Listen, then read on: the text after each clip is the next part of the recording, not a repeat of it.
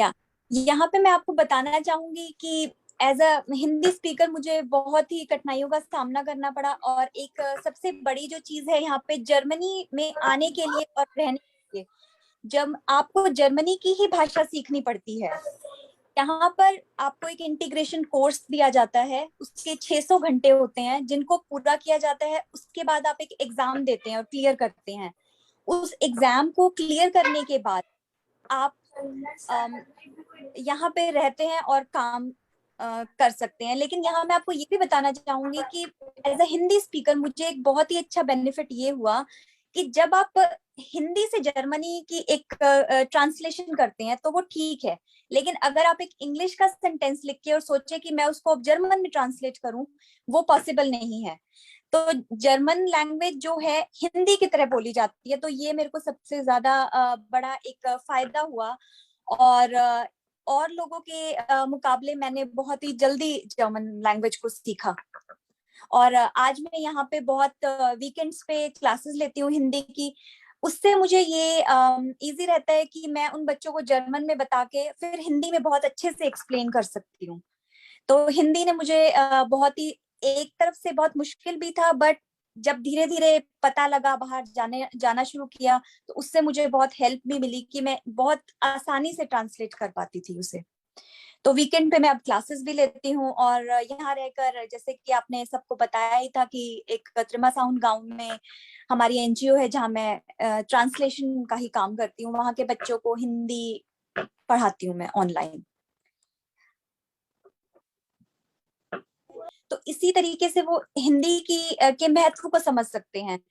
और अगर मैं कहूँ कि मैं एक छोटे शहर में रहती हूँ, उसकी आबादी बहुत ज्यादा नहीं है, तो 60,000 लोगों की आबादी का ये शहर है।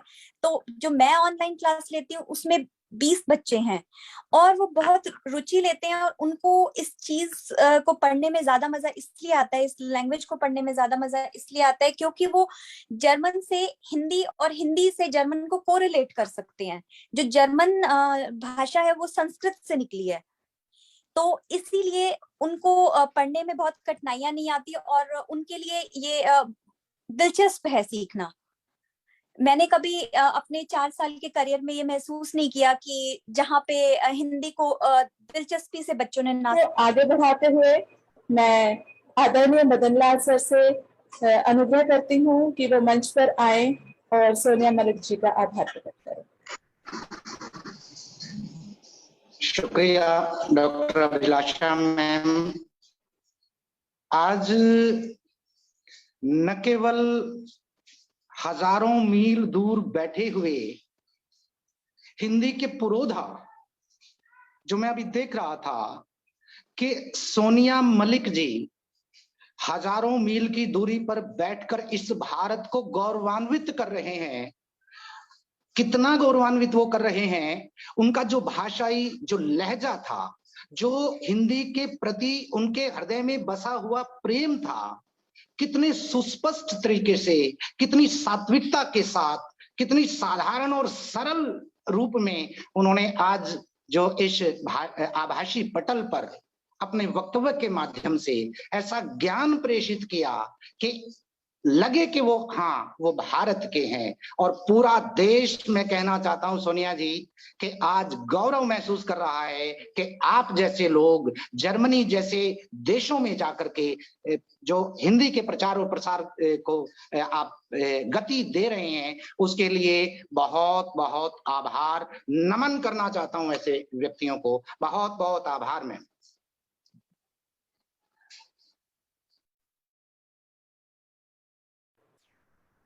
स्थित बाल प्रतिष्ठान के सभी पदाधिकारियों, हरियाणा टीम के सदस्यों और प्रतिभागियों को मेरा नमस्कार। आप सभी का बहुत बहुत धन्यवाद कि आपने मुझे यहाँ आमंत्रित किया। मेरा नाम शुचिता शर्मा है। मैं पिछले 2 दशक से सिंगापुर में रह रही हूँ।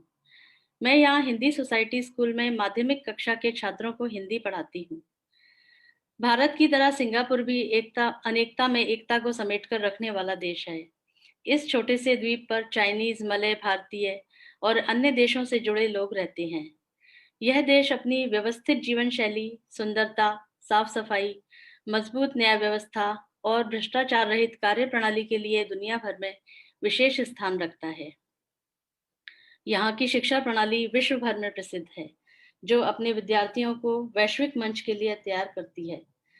अंग्रेजी यहाँ की शिक्षा का माध्यम है। द्वितीय भाषा के रूप में मलय, चाइनीज, तमिल आदि भाषाएं ली जा सकती हैं। यह एक ऐसा अनूठा देश है जहां हम द्वितीय भाषा के रूप में अपनी मातृभाषा हिंदी, गुजराती, पंजाबी, बंगाली या उर्दू का भी चयन कर सकते हैं। इसी स्वतंत्रता के कारण हमें विदेश में रहने के बावजूद दूसरे देश की भाषा को सीखने के लिए बाध्य नहीं होना पड़ता और अपनी मातृभाषा से जुड़े रहने का अवसर मिलता रहता है। इस प्रकार विदेश में रहकर भी युवा वर्ग अपनी जड़ों से जुड़ा रहता है। छात्रों द्वारा अपनी मातृभाषा का संपूर्ण ज्ञान प्राप्त किया जाए, इसके लिए यहाँ की शिक्षा प्रणाली एक विशेष भूमिका निभाती है। नर्सरी कक्षा से ही मातृभाषा की शुरुआत कर दी जाती है। कक्षा 1 में आने तक बच्चों को वाक्य बनाना सिखा दिया जाता है। अधिकतर हिंदी भाषी परिवार घर पर अपने बच्चों से हिंदी में ही बात करते हैं। हिंदी के पीरियड में हिंदी का अधिक से अधिक प्रयोग किया जाता है। जो बच्चे हिंदी भाषी नहीं हैं, उनके लिए इंग्लिश में ट्रांसलेट करके हिंदी के शब्दों का अर्थ बताया जाता है। छात्रों को हिंदी भाषा बोलनी आए, इसके लिए मौखिक परीक्षाएं आयोजित की जाती हैं, जिसमें बच्चों को एक चित्र दिया जाता है, उन्हें 10 मिनट सोचने का समय दिया जाता है, फिर नियमित समय के अंदर छात्र अपने शब्दों में उसका वर्णन करते हैं। चित्र में होने वाली सही और गलत बातों के बारे में बताते हैं, जिससे उन्हें नैतिक मूल्यों का ज्ञान भी होता है।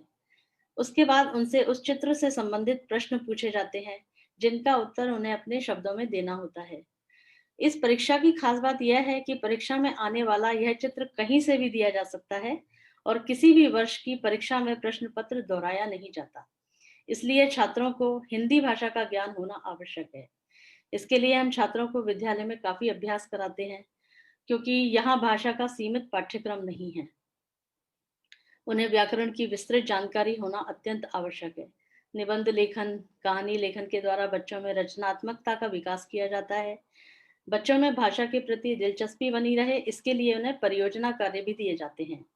जैसे अभी रिसेंटली जो मेरी कक्षा के छात्र थे, उनको भोजन और आहार के ऊपर परियोजना कार्य दिया गया था, जिसमें सभी छात्रों ने बड़े चाव से पार्टिसिपेट किया। परीक्षा फल में हिंदी के अंकों का बहुत महत्व होता है। परीक्षा से पहले हम छात्रों को काफी अभ्यास कराते हैं, जिसके लिए हम स्वयं अभ्यास पत्रिका तैयार करते हैं। अन्य भाषाओं के साथ प्रतियोगिता होने के कारण बच्चे हिंदी को सीखने में जी जान लगा देते हैं। जैसे चाइनीज, मलय, तमिल, ये मदर टंग,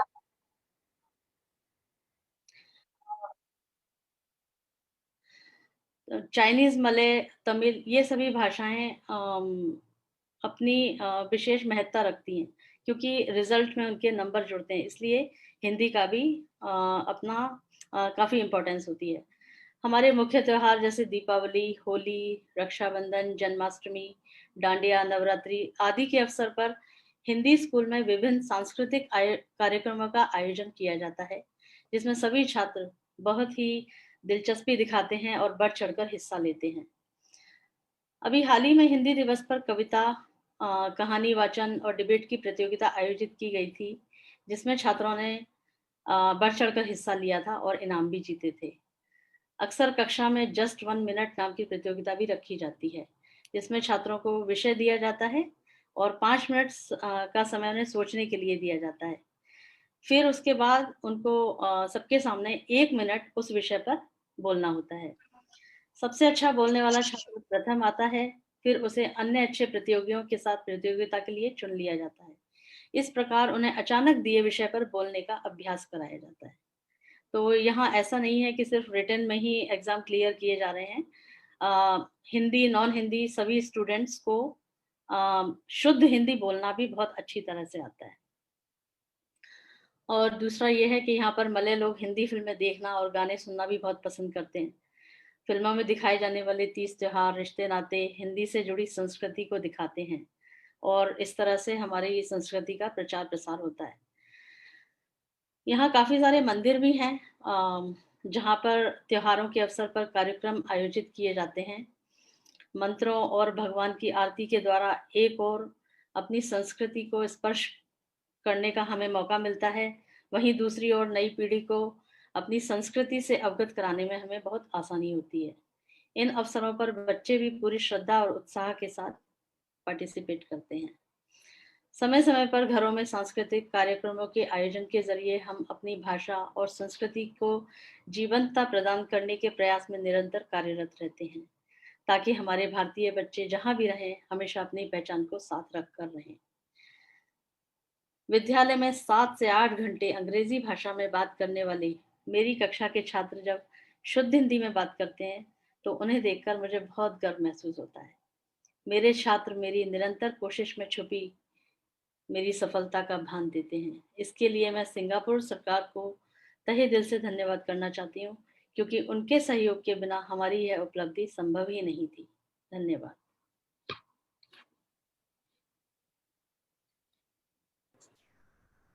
बहुत धन्यवाद आपका सुचिता मैम। आपने बहुत ही नपे तुले शब्दों में हमें सिंगापुर में पढ़ाई जाने वाली आपकी जो विधियां हैं, जिस विधि से, जिस कौशलों से आप हिंदी पढ़ाती हैं, उनका परिचय कराया। और निश्चित रूप से ये हमें भी एक निर्देशन प्रदान करने वाली बात है कि किस प्रकार से सिर्फ रोट मेमोराइजेशन जिसे हम कहते हैं कि रटन विधि से ऊपर आकर हमें भाषाई ज्ञान बच्चों को सिखाना चाहिए, ताकि वो सिर्फ अपने सिंगापुर में मैम आप हमें क्या सलाह देंगे भारतीय होने के नाते कि यदि हमें वहां पर हिंदी के प्रचार के लिए एक शिक्षक के रूप में कार्य करना है तो हम किस प्रकार से तैयारी करके वहां जा सकते हैं? यहाँ पर क्योंकि रटना नहीं चलता है तो भाषा का ज्ञान होना तो डेफिनेटली आवश्यक है। दूसरा, अगर आप टीचिंग के उससे पूछ रही हैं तो यहाँ पर ए लेवल का जो एग्जाम होता है, मीन्स 12th क्लास का जो एग्जाम होता है हिंदी का, वो पास करना जरूरी होता है। उसके बाद यहाँ पे सिलेक्शन के लिए एक रिटन एग्जाम देना होता है, फिर इंटरव्यू क्लियर करना होता है, एक डेमो देना होता है, फिर हमारा जो है हिंदी स्कूल में सिलेक्शन होता है।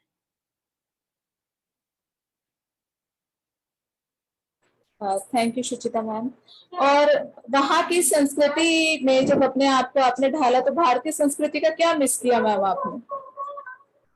आप 20 सालों से वहाँ सिंगापुर में आप हैं, तो मैंने कभी भी भारतीय संस्कृति को यहाँ मिस नहीं किया, क्योंकि यहाँ काफी सारे इंडियंस रहते हैं, बहुत भारतीय रहते हैं।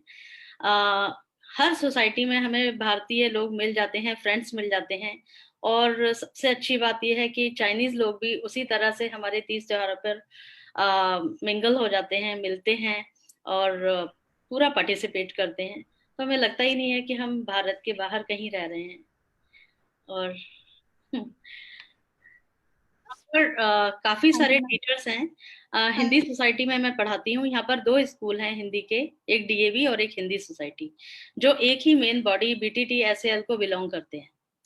तो मुझे हिंदी सोसाइटी का पता है कि वहाँ 170 टीचर्स हैं। तो ऑनलाइन टीचिंग के लिए वो हैं। आप अपना फेसबुक या किसी भी उसके जरिए आप अपना एडवर्टाइजमेंट कर सकते हैं। काफी बच्चे यहाँ ट्यूशन भी लेते हैं अच्छे नंबर लेने के लिए। भारत से भी काफी लोगों को मैंने देखा है जो ऑनलाइन हिंदी पढ़ाते हैं। तो ये या अपने जानकार के जरिए जो आपके जानने वाले हैं वो भी आपको ऑनलाइन टीचिंग के लिए आपका नाम दे सकते हैं यहाँ के लोगों को। तो ये ज्यादा टफ नहीं है। मैम कुछ वेबसाइट्स का कुछ नाम बता सकते हो ताकि सबको ये वैल्यूएबल इंफॉर्मेशन मिल सके? मेन तो फेसबुक ही है, उस पर एडवर्टाइज करते हैं और जिन लोगों को आवश्यकता होती है वो फिर कांटेक्ट करते हैं। अब मैं पुनः मदन लाल सर से अनुरोध करती हूँ कि वो मंच पर आएं और आभार प्रकट करें।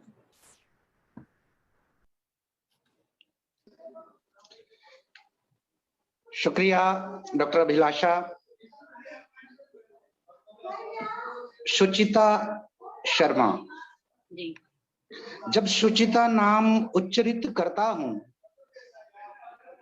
जैसा नाम आज वैसा ही काम दिखाई दिया।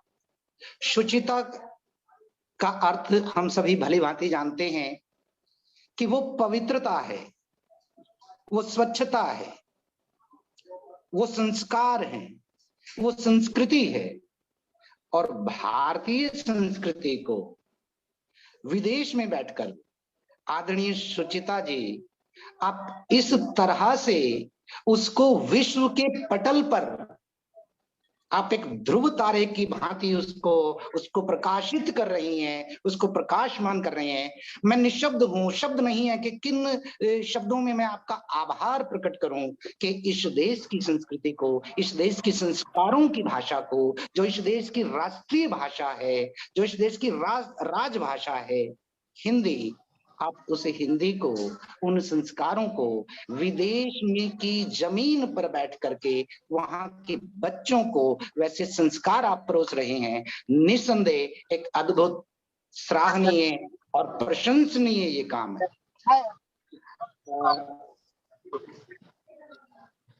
सुचिता मैम, ये जो काम आज जो अंतर्राष्ट्रीय फलक पर हिंदी, आज जो विषय है हमारे इस अंतर्राष्ट्रीय वेबिनार का, ये इतना सार्थक होगा, इतना रुचिपूर्ण होगा, इतना आकर्षक होगा, कम से कम मुझे ये संशय था।